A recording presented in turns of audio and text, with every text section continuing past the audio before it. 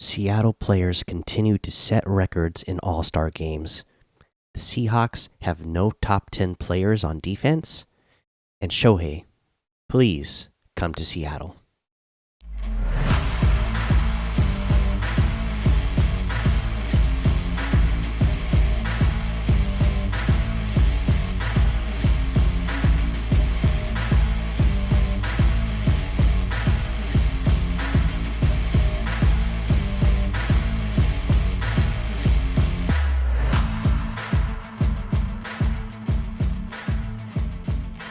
Welcome back to another episode of the Seattle Sports Show, where we love all of our Seattle sports professional teams. Let's go ahead and get into our main topics today, which is going to be the All-Star games. My goodness, the last episode we talked about the home run derby, but then we actually had the All-Star game for MLB here in Seattle, and it was amazing. The fans showed up, and the weather was great. All the festivities around the stadium were said to have been great. So everything about the All-Star game was pretty awesome. Except for the game itself. The game, it was kind of a boring game. At least they did a lot to keep it entertaining, getting players mic'd up. Even getting Julio mic'd up, so we got to hear him talk out there in the outfield a little bit. He didn't have anything come his way, but it was still fun to hear him on the mic. And then of course when he came up to bat in the seventh, the fans were going wild. He got to come up again later in the ninth, and that was again pretty amazing to see, because it just happened to be in a clutch moment when we're down, the American League down 3-2, runner on first. He takes a big healthy swing at the first pitch, doesn't get it, and then he works a walk and passes the baton to the next batter, who unfortunately doesn't get the job done. So the American League ends up losing, but it was still really great to see Julio out there. George Kirby got in the game as well. It was good to see him out there. Yeah, he gave up a hit, which led to a run, but it was good to see our players representing out there. Luis Castillo did not even get in the game. Dusty Baker saying, hey, his manager was right there, and he's going to be pitching soon, so I didn't want to work him. So, that is what it is. It would have been nice to see him get in the game as well, but it's all good.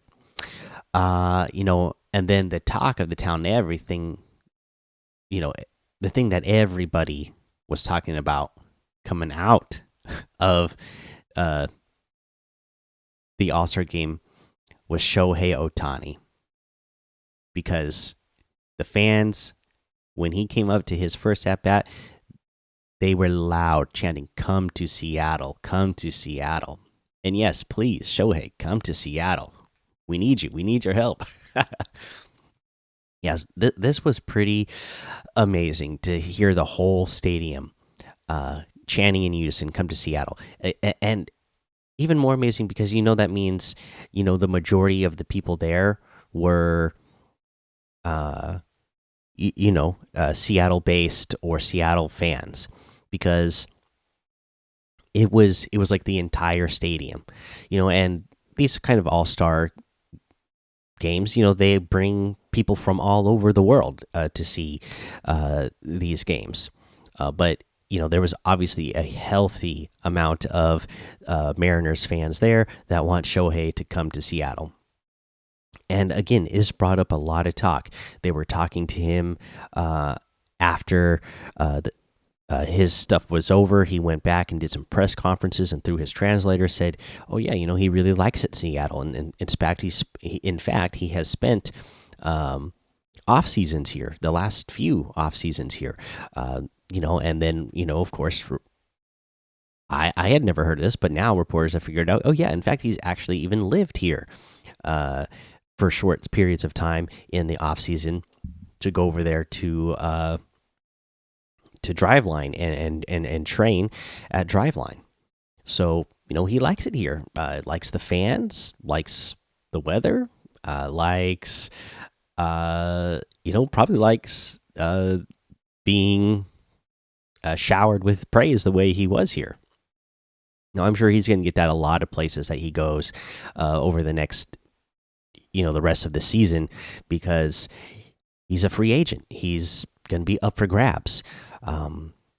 Now, there are rumors that Los Angeles Angels are going to be willing to hear trade offers from him or for him. But we'll see how that actually goes. I don't expect them to trade Shohei to the Mariners. I mean, it would be great, because then you would get him playing here for half a season, and then maybe that would make it more likely that he would sign next year here. But who knows what he's actually thinking. Would I want them to trade for Shohei if it meant that it was guaranteed that he would sign here next year? Then yes, I would want them to give up the farm for Shohei, or whatever they needed to, right?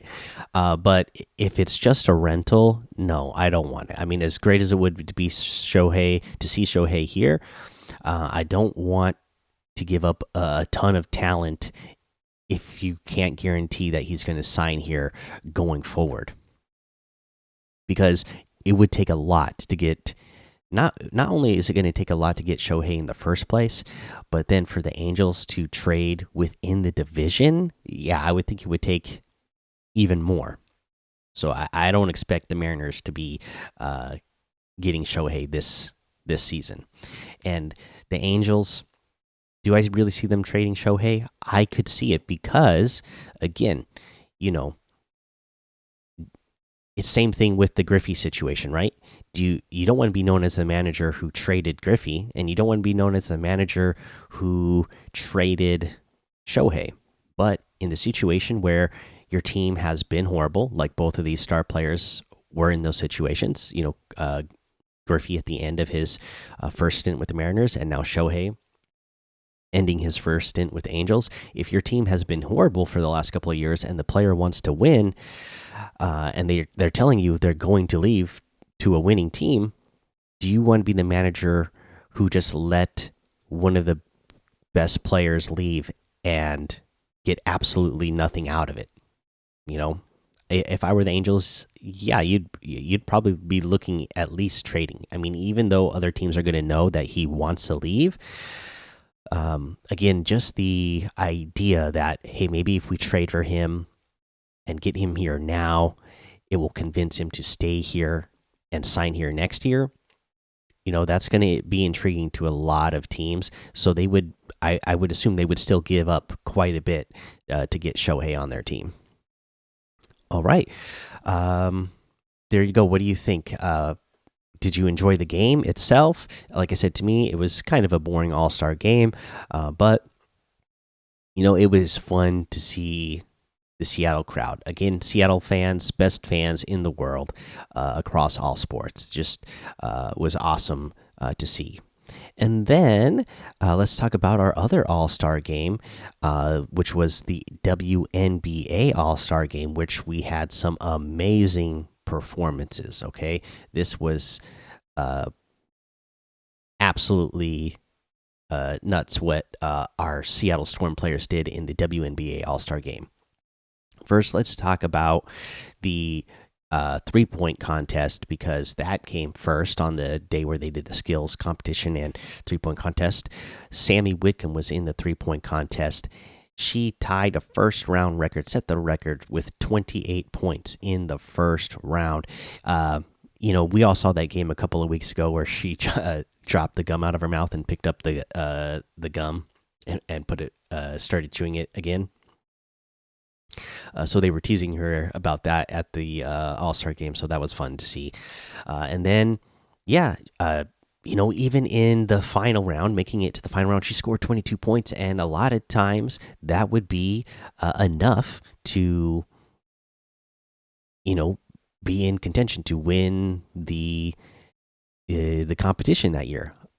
Unfortunately, Sabrina Ionescu just went off in the final round and scored, what was it, 37 points. She only missed 2 shots the entire final round. Best percentage in the competition across WNBA and NBA all time by Sabrina Ionescu in that final round. So, when the other person comes into the final round and sets a record like that, yeah, that's not going to be easy to beat. But like I said, Sammy still put up a good round, probably a winning round in most years when somebody is literally making almost every shot. Okay, then the actual All Star game itself, Jewel Lloyd had a record setting performance herself. So, again, we had a record setting performance by Julio Rodriguez in the Home Run Derby. We got a record setting first round from Sammy Whitcomb. And now Jewel Lloyd comes in, scores a record 31 points in the All Star game. She gets a record. She made 10 threes in the All Star game. Of course, in the All Star game, they have that 4-point circle that you could shoot from and get 4 points. So Jules hitting from there as well. Ezzy Magbavor, she got in the game as well. She only had 2 points, a couple of boards, a couple of assists, but it was her first All Star game. And it was great to see her in there as well. Yeah, so again, the WNBA All Star game was a lot of fun. You should be checking it out. I was watching, what was it, Around the Horn the other day, and one of the guys on there said, "Hey, if you're not watching the WNBA, you're the dunce." And basically, I think that is. I mean, there's still people out there who think, WNBA is not, something that you should care about, but it definitely is. There's a ton of stars in the game right now. It's so much fun to watch. Again, I'm having so much fun watching the Storm this year. Again, their record, it's not good. It's just they're still 4-16. But every game, I'm having fun watching because even when they're losing, you're getting star performances from Jewel Lloyd. You're getting star performances from Ezzy. Dulcie has started the last couple of games and been amazing. And then, I think the level of play in the WNBA just keeps getting better and better and better every year. It's just like, any men's sport. You should really compare it to that. I mean, you look at the sport, 25 years ago, it's going to look a lot different than it does now.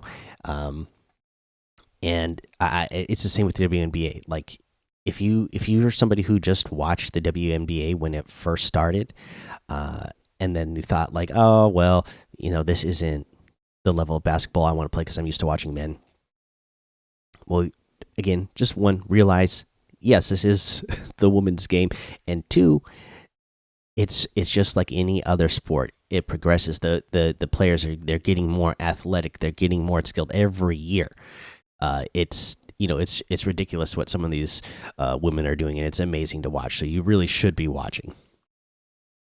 All right, there you go. There is our main topics of the day. So many great all-star performances. Let's get into the rundown of the rest of our teams now. First up with the Seahawks.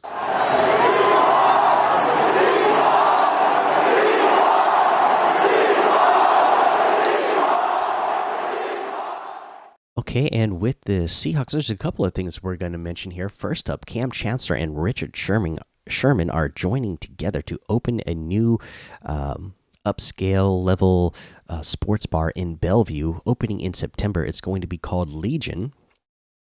And yeah, be on the lookout for that because we're definitely going to be checking that out when that opens. It's just cool to see a couple of Seattle legends, some of my favorite players for the Seahawks of all time, joining up to make a new sports bar that I will definitely be checking out. So just be aware of that. You might, if you're from the area, you'll probably want to be checking that out yourself when that opens up sometime in September, they're saying. Now, the next thing we got to mention, again, it's the off season. There's no training camp right now. It's the season of lists. ESPN's coming out with these lists. Top 10 players by position. They've gone through the entire side of the defense now. The Seahawks did not get a single player in the top 10 at any position on defense. Bobby Wagner is back with the Seahawks. he was not voted as a top 10 player at his position. Quandre Diggs, all you have to do is go to his Twitter, and he will tell you the list of accomplishments he has, that he is leading in and ahead of other players, other safeties in the league, and somehow he's not in the top 10. Yeah, there's obviously a couple of players who are deserving to be thought of as top 10 players on the Seahawks defensive side of the ball. So I don't know how that is not the case. But there you go. Again, offseason, they need things to talk about, and that definitely got Seahawks fans talking, because it just doesn't make any sense. Especially, you got Tariq Woolen out there as well, even though he was a rookie. So there's not a lot of history there.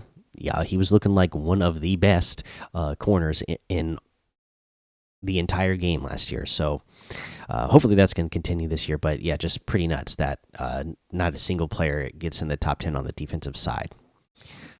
All right, let's go ahead and get to our next team, which is the Mariners.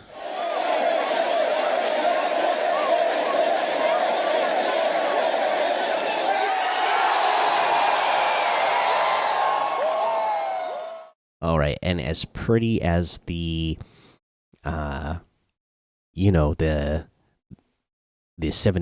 record they had going in to the All-Star game was, and then how awesome the All-Star game was, it has not been pretty coming out. A couple of losses here. First, let's mention they did pick up Adam Aller off of waivers from Oakland. The MLB has released the 2024 schedule, so you can start making plans for next year, I guess. But what the team has actually done on the field to come out of the All-Star break, again, after being on a hot streak, winning the last 7 of 9 going into the All-Star break, they're coming out of the All-Star break and looking like they did, to start the season, losing the first 2 to Detroit, losing the first one with Luis Castillo on the mound 5-4, and then the next one, Detroit, losing that game as well 6-0 with George Kirby on the mound. We'll give a quick rundown of each of these games. The first loss is looking back at it, is becoming more frustrating to me than it originally was. Now, when the lineup was first put up, I thought, that's not right. We're just coming out of the All-Star break. Why are we not getting our best players out there? So if you saw the All-Star line, you saw this game's lineup, you would have saw that Jared Kelly was not in the lineup. Mike Ford was not in the lineup. And again, you know me, I'm not a great. I just don't have the respect for just looking at stats on a stat sheet and saying that's how I'm going to run my team, right? And that's what the Mariners chose to do in this game. They put in Dylan Moore, they put in AJ Pollock because they had left-hand pitcher on the mound, right? So you think, oh, okay, well, you got to get these other batters in here. No, you know what? Mike Ford's been on such a tear lately. You might as well keep him in and see if you can get more out of him. Jared Kelenic been up and down. Started the season really hot and then started becoming more up and down as of recently, but he seems to pull through.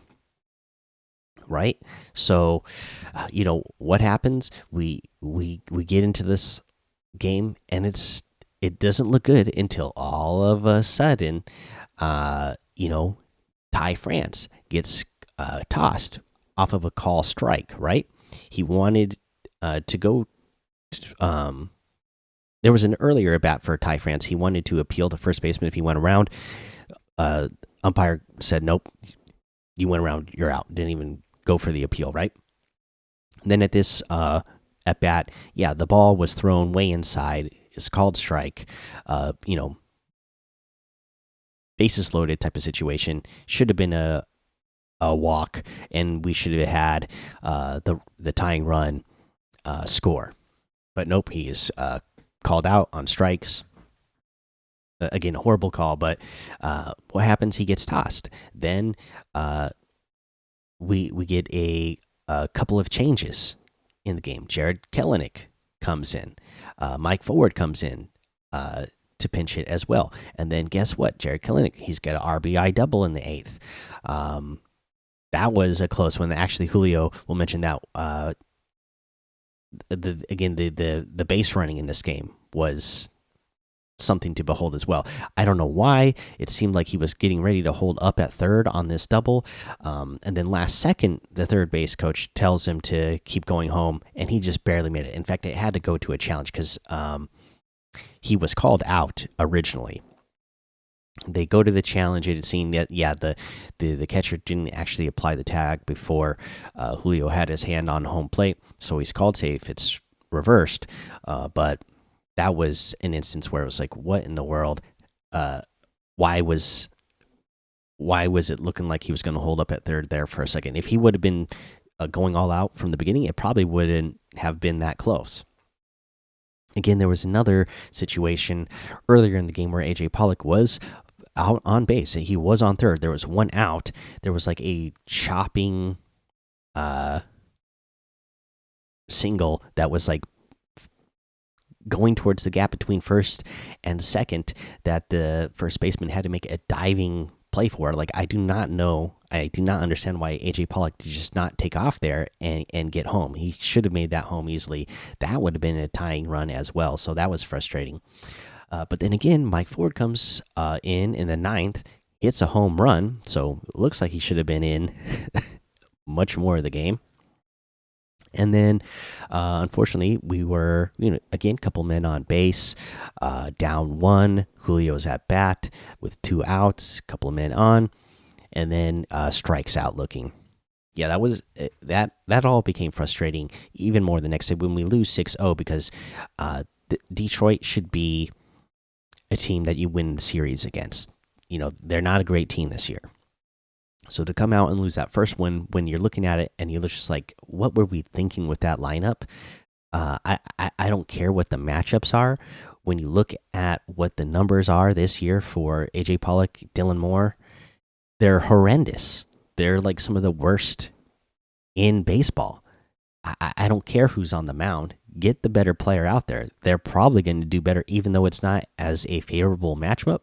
They're probably going to do better just because they've been a better player in general throughout the year, So, again, the 6-0 loss for me wasn't as frustrating because, sometimes you're going to have your pitcher go out there and they're going to have a performance like that where they just don't have their stuff that night and they get roughed up a little bit. But it sure did make the 5-4 loss that much more frustrating to me.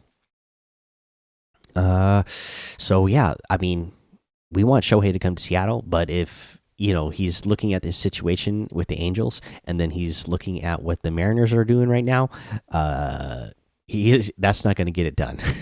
Even if he does like spending his off seasons in Seattle, he's going to say, do I want to spend my seasons in Seattle? Because that team, with all the talent they have on there, still don't seem to be getting it done, which was the exact situation he was in with the Angels through his career so far in the major leagues. So, that it's just not going to get it done. They got to be better. They got to start winning series. They better not get swept by Detroit. I'm recording this before they have the final game with Detroit, so they got to find a way to win this one. They need to get back on track. They're one game under 500 right now. Again, because nobody wants to seem to win this division, we're still just 5 games back of the 5 games back of the wild card, and still, like just what 7 games back of the division, with a lot of baseball left to go still. So we need to start getting it done because it's not before the All-Star break anymore. It's after the All-Star break. This is where they need to start playing serious and getting and playing to what their baseball cards say they should be, so that we don't miss the playoffs. Like I said, to me, this team was a for sure wild card team that should be doing even more damage and be more of a threat than they were last year in the playoffs. So it's going to be really disappointing if they don't even get the wild card spot. All right, there you go. There's the Mariners. There's your update on them. Let's get to the Kraken.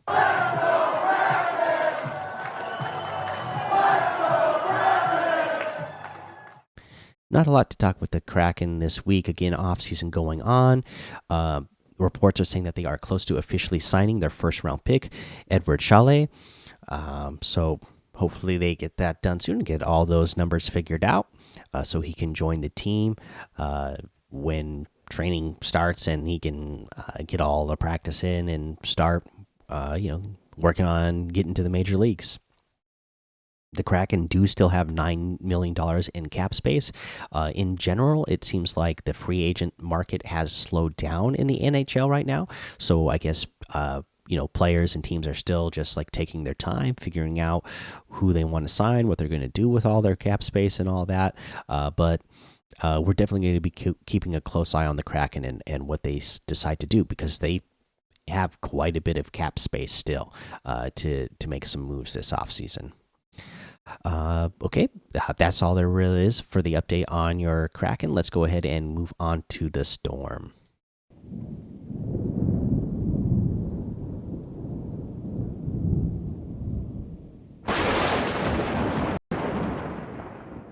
All right, we talked about those record-setting performances that Sammy and Jewel had in the All-Star game, but the last episode we recorded was before the All-Star game, which we played against the Washington Mystics, and we went against the Atlanta Dream as well, losing both of those games. But again, so much fun to watch. Gabby Williams returned in the Washington game. Unfortunately, Jordan Horston did seem to re-injure her shoulder, so hopefully that's not going to be serious. We'll find out. Just she's been plagued by injuries her rookie year so far. But when she's out there, there's games where she's looking like she's making progress and like she can be a future star in this league. We just need her to stay healthy, right?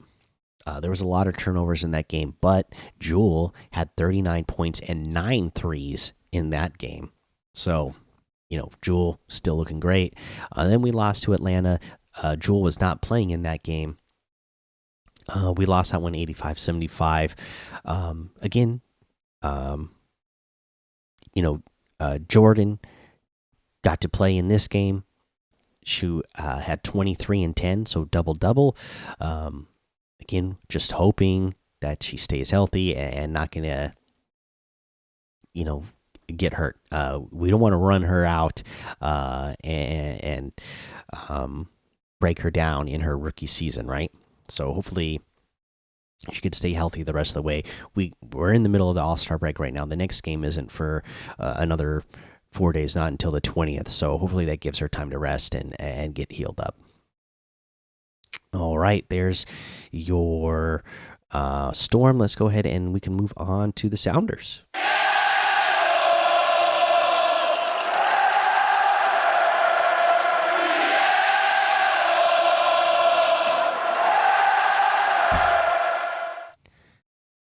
Okay, and with that, the Sounders, just another frustrating performance.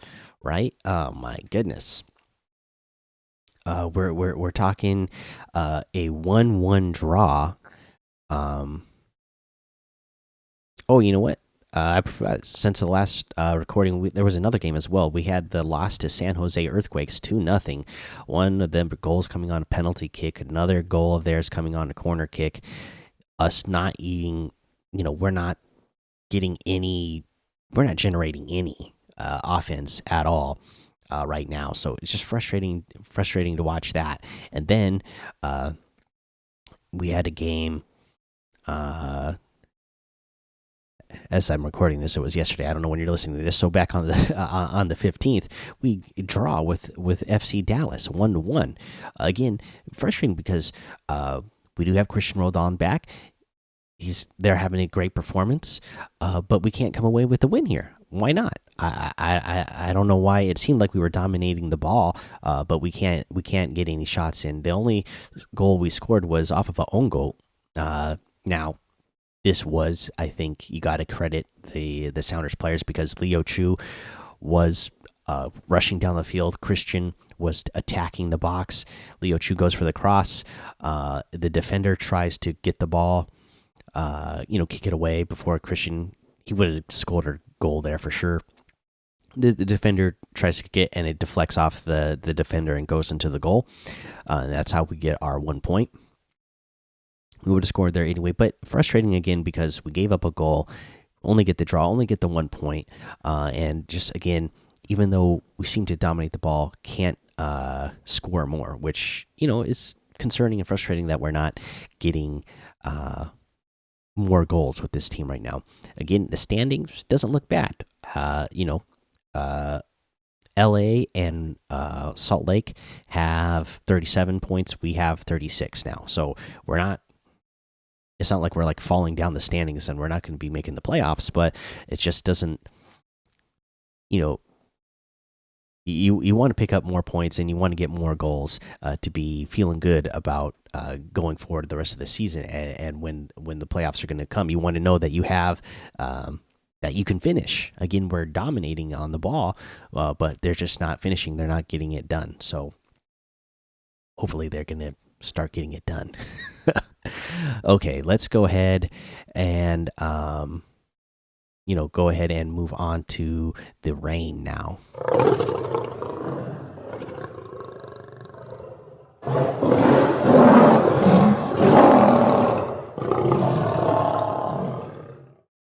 Okay, and really, there's not really anything to talk about the rain right now. They are also on break because of the 2023 World Cup. Okay, so we got all of our players still there. Again, Alana Cook, Sophia Huerta, Emily Sonnet, Rose Lavelle, Megan Rapinoe, of course, they're all there. We even have 5 players who were named to reserve for the national team. Okay, so the Reign are representing the U.S. women's national team well. Now, when this gets started, we're going to be keeping a close eye on it and see, watch all those players and see how they do for the national team. Again, really hoping that they can get the World Cup, get one last World Cup for Megan Rapinoe since she announced her retirement at the end of this season. And so, because there's not much to talk about with them since they're on break, let's go ahead and move on to our last and final team here, the Sea Dragons.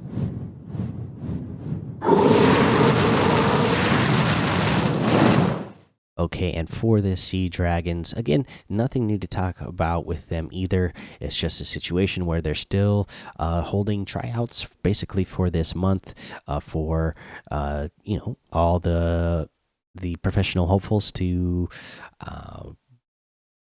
get on a team. I saw the Sea Dragons, on social media being active and posting videos of some of the players that were trying out. So, good luck to all of the people trying out and hopefully, making their dreams come a little bit closer to true for getting on a professional football team. All right, that's really all we have this week. A shorter episode because there's so many teams on break from all-star games, from being on national team duty for World Cup. So a really short episode this week, or I am not really doing them weekly. I'm just doing them when I can, I guess. So really short episode this time. And then everybody's going to start getting back into the swing of things this coming week, so should have a nice full episode for you on the next go around. But that is gonna be the episode.